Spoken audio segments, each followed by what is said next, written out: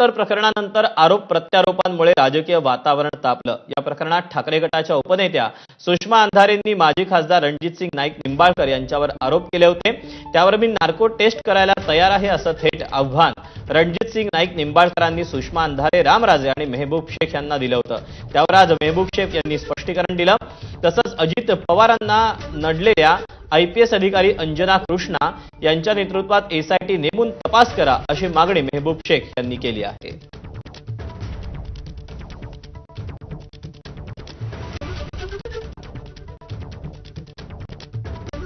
एका महिन्याच्या आत वरिष्ठ 3 अधिकारी जे तक्रार करतात त्या अधिकाऱ्याची देखील नागपूर टेस्ट आणि लाईव्ह चाचणी व्हायला पाहिजे की ह्यांना कुणी त्या ठिकाणी दबाव टाकला तक्रारी करा। 19 जूनला राहुल तस्कर DYSP तक्रार करायच्या अगोदर फार चांगली होती आणि अचानक विल्यन झाली। जुलैमध्ये जूनमध्ये तक्रार केली म्हणून ना, मग ह्या देखील अधिकाऱ्यांचा त्या ठिकाणी नार्को टेस्ट मध्ये समावेश झाला पाहिजे। आपल्या रोगाच्या नंतर ह्यांच्या खुर्च्या लावू।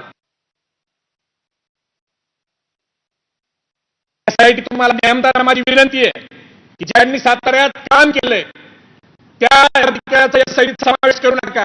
निवृत्त न्यायाधीशामार्फत ज्या कृष्णा अंजनेत ना IPS कर्मचाऱ्या त्यांना व्हिडिओ व्हायरल झाला, उपमुख्यमंत्र्यांनी त्याला दम दिला, अशी अधिकारी म्हणा कळू द्या ना आम्हाला। पण पारदर्शक चौकशी चालली आहे। संपदाच्या कुटुंबाला बीड जिल्ह्याला कळू द्या।